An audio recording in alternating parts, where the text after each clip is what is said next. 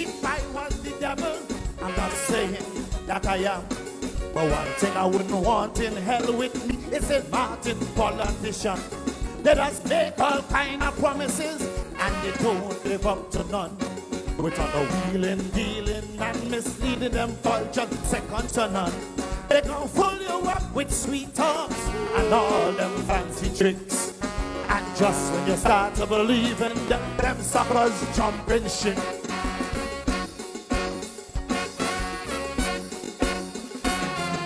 Position, position is what they are fighting for. And when the opposition gets in position, they forget about the poor. Position, position. It's funny how things don't change. We have some in position, don't have no permission to make a decision for change. Tell them I ain't joking. So if they come in, they better come straight. Cause if you're coming, look in position, don't come in front of me. Position!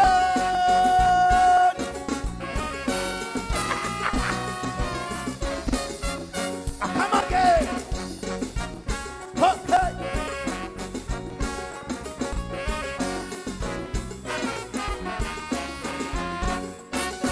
The people crying for justice because justice is long overdue. But when you come to election, them politicians, only them, they just look for you. They're just like a bunch of cockroaches. They gon' reach all up on your pooch. They gon' whine you, dine you, even blind you, just to get your food. And when they get in position, position does go to their head. Now they change the decision on their position, relax everything that they said. Position, position, position is what they are fighting for. And when the opposition gets in position, they forget about the poor. Position, position. It's funny how things don't change. We have some in position, don't have no permission to make a decision for change. Tell them you ain't joking. If they come in, they better come straight. But if they come in, look in position, don't come in front of me. Position.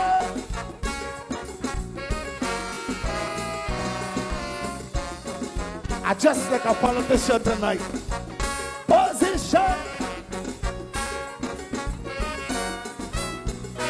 Welcome to the Late Night Show. Hope everything is okay. Hope everything is all right. I'm your host, Andrew J. Alrighty then, what's happening on the lovely island of St. Martin? We don't have a governor. You hear what I just say? We don't have a governor on island because the governor is off island, and therefore we don't have a governor. We don't have a second governor. We don't have a third governor. We don't have a fourth governor. There's no acting governor. We have no governor at all. Now, why do I say St. Martin is not a real place? It's because we appointed a governor.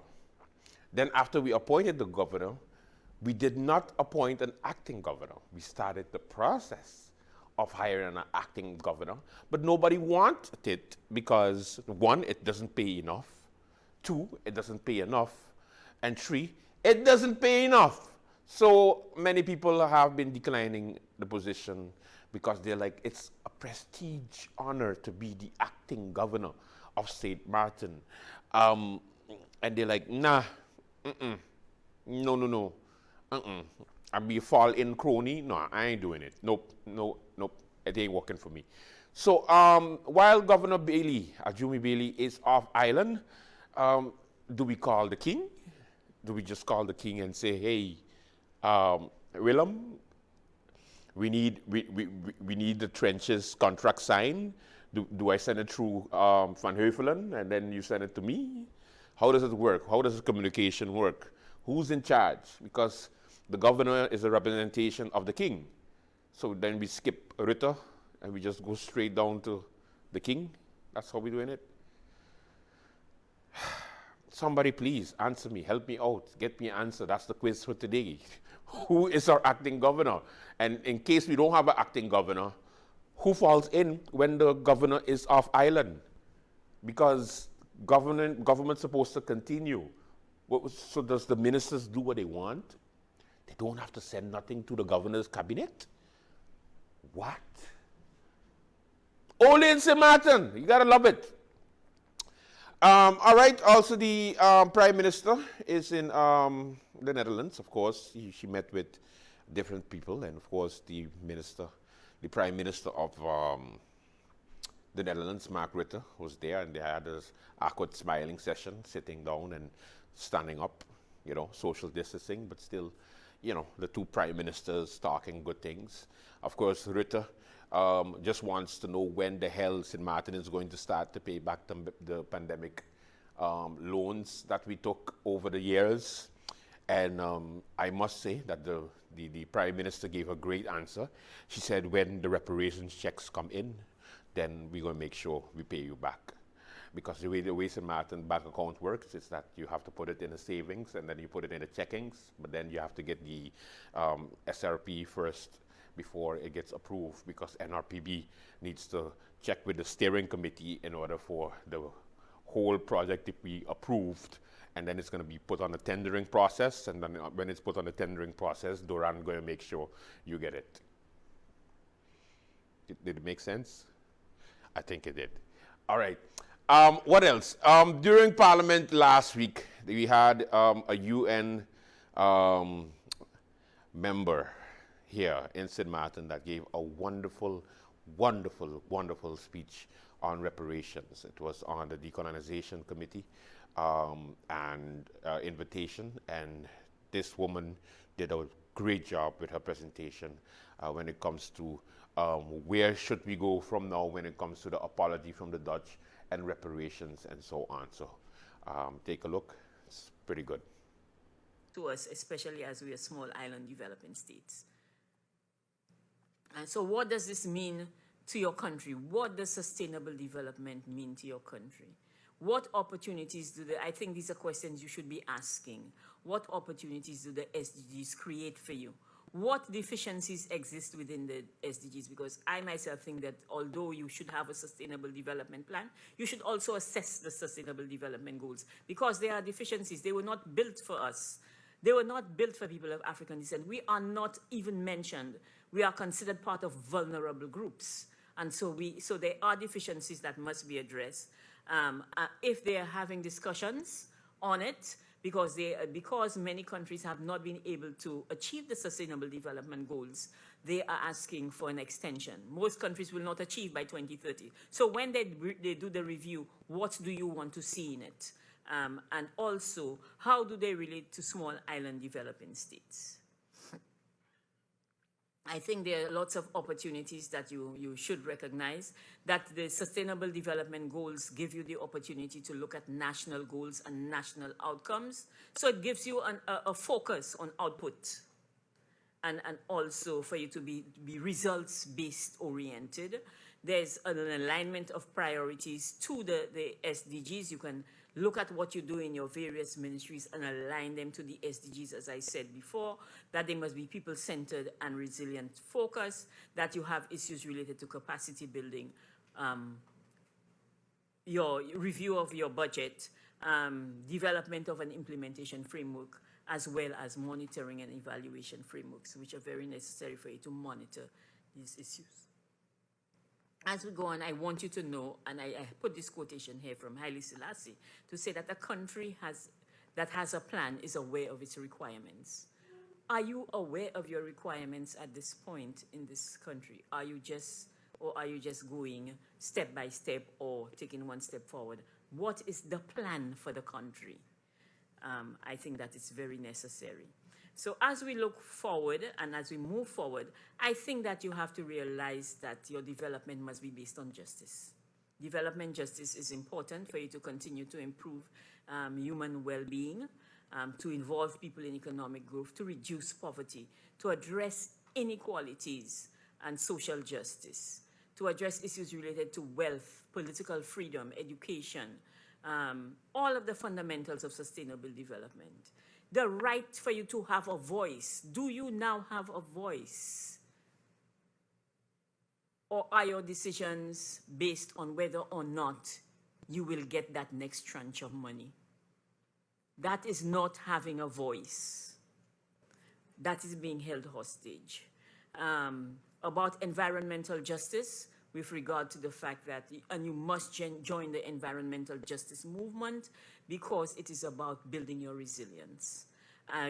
You also must make that leap towards embracing, as a parliament, the issue of reparatory justice. It is not about making other people feel comfortable after centuries of inhumanity. You have to realize that there has been mind control and systemic racism, which we have to make sure that we remove. And you do have the opportunity to develop new partnerships once you make that step. Because part of the reason why a lot of countries that are still considered colonial are associate members of all of these regional bodies is because there is this fear that it is the colonial power that will attend these meetings and make these decisions. But I do not think that that should be an excuse. I think that one of the things that you must ask for is a review of your membership within these organizations to make you full members, because what we have to do then is to put it squarely in front of these colonial governments.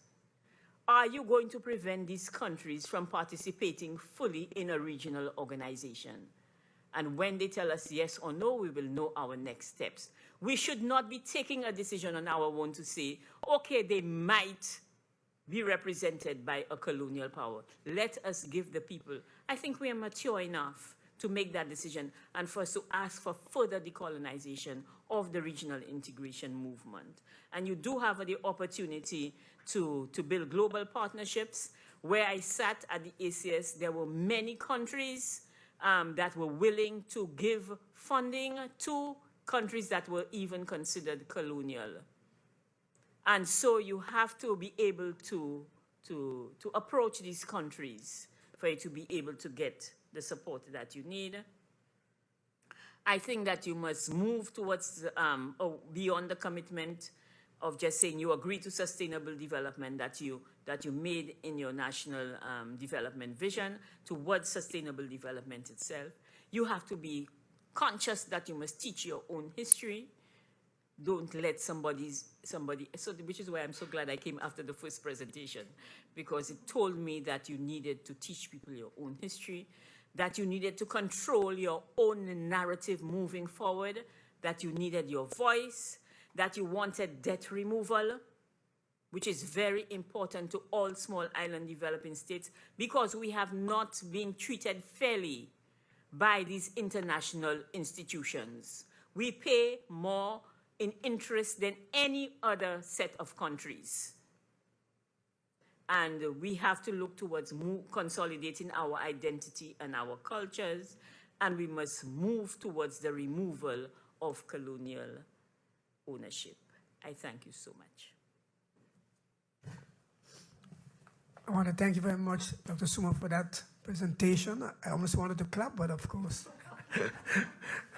Thank you very much. I looked to my left to see if there any member of parliament who would like to have any remarks or pose any questions. I see member of parliament, Heiliger Martin, you have the floor. Thank you.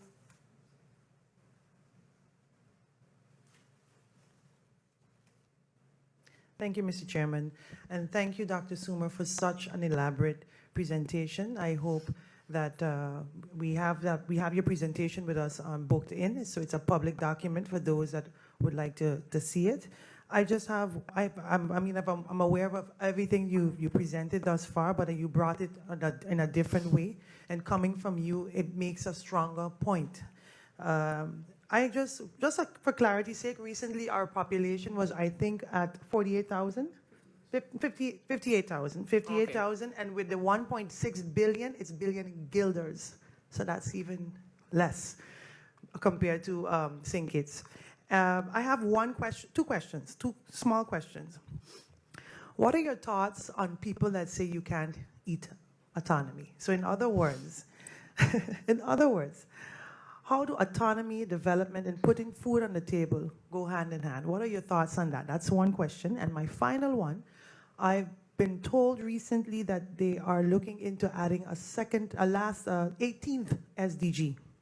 Can you elaborate on that? And if that's a fact, and what that 18th SDG is and why?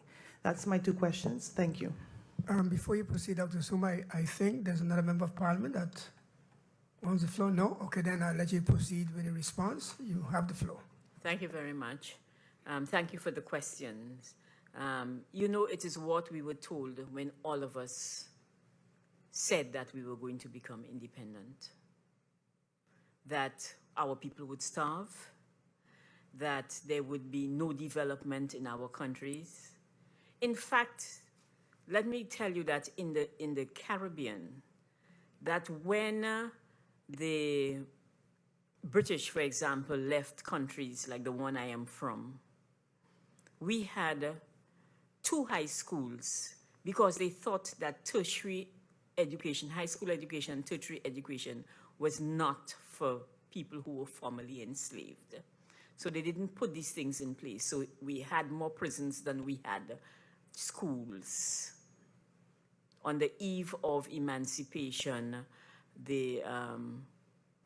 I think Jamaica had 3 schools and 30-something prisons because they have always wanted to associate our freedom with further enslavement in prisons. And so there has always been this concept that small size, and books have been written about it, that people who are small cannot survive and cannot be autonomous. But the Caribbean is an example of the success and denying them that ability to say, yes, look, you cannot survive.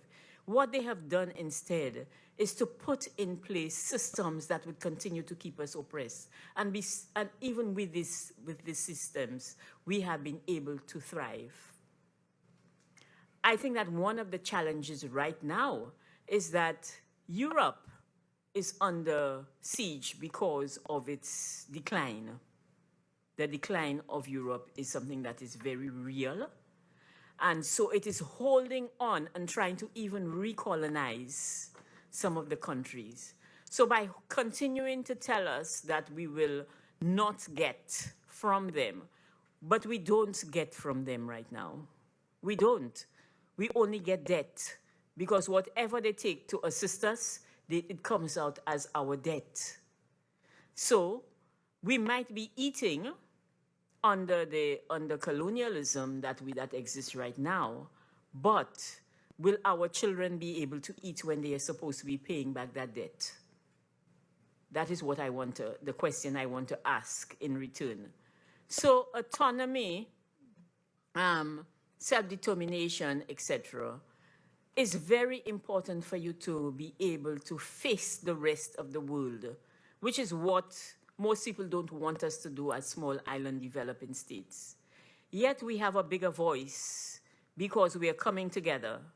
We have a bigger voice in many areas because we are at the table and we can speak for ourselves. What happens when our voice is not heard at all? When we are not autonomous enough? You are supposed to be autonomous, but we do not hear your voice on the global stage. We do not hear your voice on the global stage. But you are in this ambiguous situation that prevents you from speaking out about the poverty in your country, for example. That's only one example. I use the term, and that is because I feel free, because I heard your earlier presenters speak to the issue of human trafficking, so they were using new and modern language. So my new and modern input into that is house arrest. When you are under house arrest, you think that you have a certain amount of freedom. You can move around in that small space. But outside of that space, you are a prisoner. And that is what has happened with countries under colonialism. So you're not eating, but are you creating wealth for your people for them to be able to eat? How are you distributing what this country makes? If you have such a big GDP, and I am telling you that I got my figures from the World Bank statistics, that is what is reported globally. So what is happening when you have such a big GDP and recovering from a hurricane and things are coming back? And you can see the development. I have come to this country many times and I can see the development in this country. But how is the wealth of the country being distributed? These are things that you have to consider. And it is not just a simple question about whether or not there'll be bread on your plate tomorrow morning for breakfast, but whether or not your children will have bread in the future. The SDGs. There has been a discussion recently at the United Nations with regard to having another SDG, because the 17 SDGs, as I said, did not address the issue of people of African descent, and whether or not there should be a special SDG, especially when you look at the fact that the decade for people of African descent is going to end next year, whether there should be another decade, because most countries did not put anything in place to ensure that there was some kind of movement towards removing systemic racism. In fact, what you have seen in the last decade is a stranglehold by racism on our countries, and you can see it with what is happening in Africa. You can see it in the movement of people of African descent throughout the world through migration. You can see it in the fact that we continue to be the people whose statistics are at the bottom with regard to health and education, especially with regard to women and children of African descent. You know, we have a challenge because of the fact that racism and systemic racism is keeping us down. And we have to move forward in this regard. And so there's a movement in place. I cannot say that it will be accepted, but there's a movement to look at another SDG that looks at specifically people of African descent. Thank you very much, Dr. Suma, for the answer to the questions. I now turn the floor to a Member of Parliament. Duncan, you have the floor.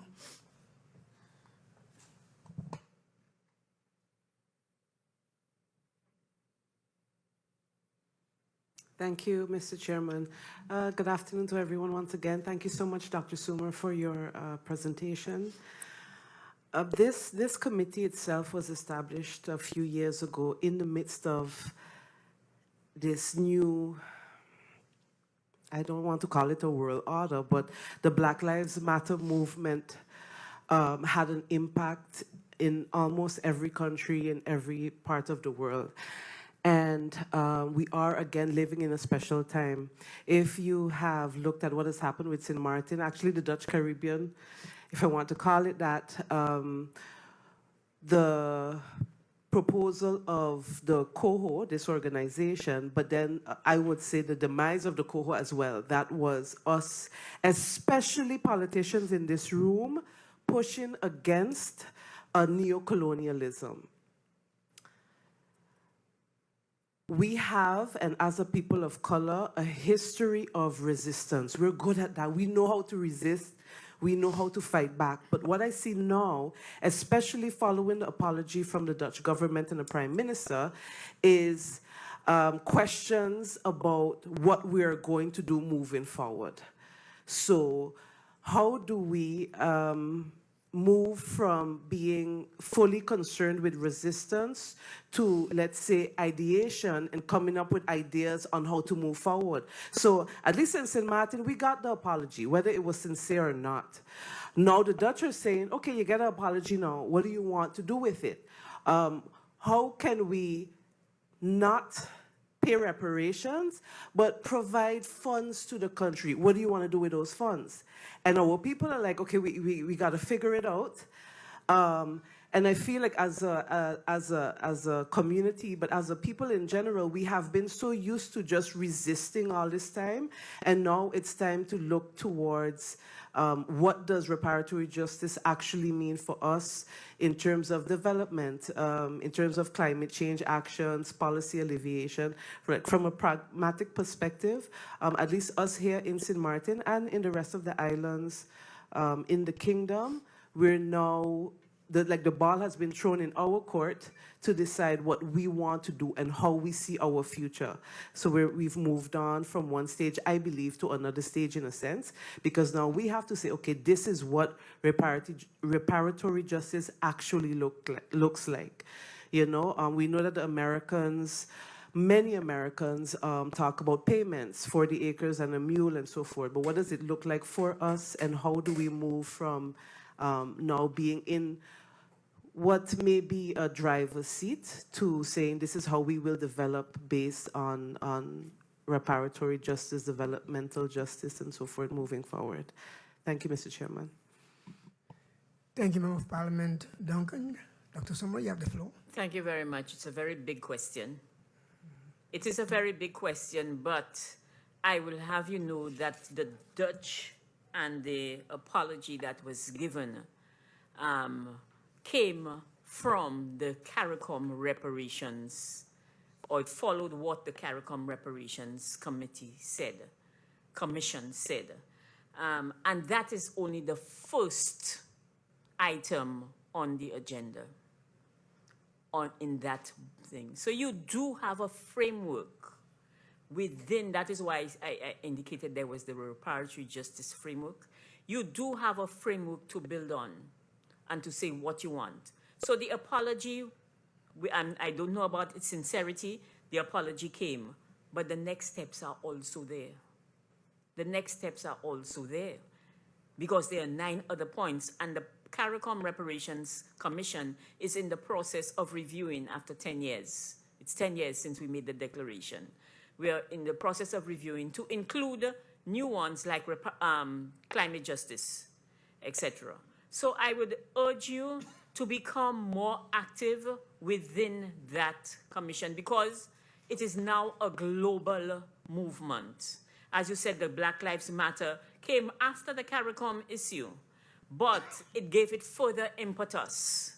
It gave it further impetus, and so the United States is looking at, again, reparations. There's a lot of resistance to it, but there was a meeting today at the White House on it, this afternoon. So it is something that is gaining steam. There are states in the United States that are paying reparations, like California. Part of Chicago also, they are taxing the marijuana industry to be able to pay reparations. But I want you to know a couple of things. One, nobody can tell you what to do with your grandfather's back pay.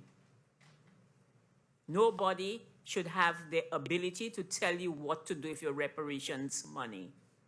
You decide that. That has nothing to do with the obligation to develop these countries. So whatever we do with our reparations money, I would like to see it going towards creating generational wealth. But nobody can tell you what to do with it. So they will tell you, oh, I will give you this money, but you must do X, Y, and Z for me to be able to give it to you. No. Nobody told the planters what to do with compensation. They built generational wealth, and they have consolidated their position in the world because of that generational wealth. In fact, we even paid some of that compensation because it was not until 2015 that they finished paying off the compensation to the planters in the British colonies. We also paid. Haiti paid reparations. Nobody told the French what to do with the money they took from Haiti, which is now worth trillions of dollars, and Haiti is a poor country. Nobody has told them. So do not let them tell you what to do with. It is owed to you. It is an obligation. Nobody told the Jews what to do after the Holocaust with the money that was given to them. They have taken it and they have built generational wealth and consolidated their position in the world. Now they have the biggest lobby globally. Okay? And so your voice must be heard within the reparatory justice movement. Apart from that, I want you to know that you must move from looking at resistance only as upheaval, and I see resistance as war, because that's what we were doing. We were fighting a war for our humanity, and you must move towards resilience. How do you now build that resilience that you need. And I think that you can get that within the framework of the Sustainable Development Goals, even if it's shortcomings. That's so you move, you look at the reparations, and you must not let them say to you that the money you get for reparations is for your development. There's also developmental money owed. There's also money owed for climate justice.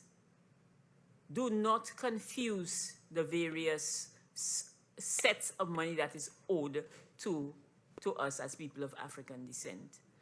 And I think that for there to be sustainable development, there must be reparations. There must be reparations, because what are you asking us to sustain otherwise?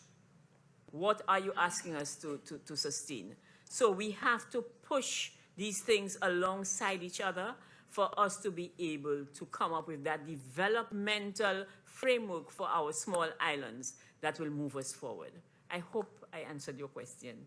All right, Black Power. Yes, all right, let's do this. Welcome to the Late Night Show. We have a good one for you. First, before I continue, let me say happy birthday to Miss Janelle Hodge. Happy 40th birthday, all the best. And to 40 more years. Not 40, because that means it's going to be 80, so it's like you have to be a little bit older. But you know what I mean, to 40 plus 40 plus 40 more years. That's enough after that. All right? So enjoy and cut the cake and celebrate. Welcome to the Late Night Show. Let's begin. Repairers of Broken Walls wishes to inform the public of the upcoming Global Prayer Conference, which will be held under the theme On the Walls of Society and Intercessors, with persons attending from all around the world, featuring the speakers Apostle Moses Rankin from the UK, Apostle Dr. Oral Hazel from St. Thomas, our very own Apostle Dr. Napolina Richardson. Enjoy a night of praise with Pastor Kurt Richardson. This event will be held at the Bel Air Community Center. Tickets are only $100 per person. Tickets are now available at the Family Bookstore, Radio Maranatha, your local churches and committee members. Tickets are limited, so hurry, hurry, hurry. It's time for the Global Prayer Conference in July.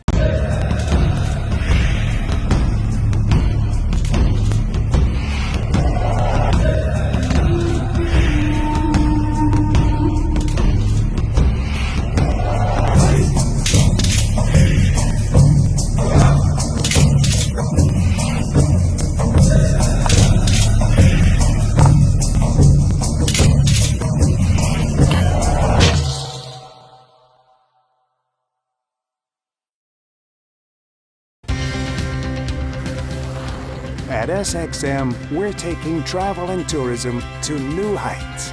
Here we boast spacious check-in areas, 10 passport control points, comfortable departure lounges, and finally, there's an airport in the Caribbean that takes your travel plans as seriously as you do.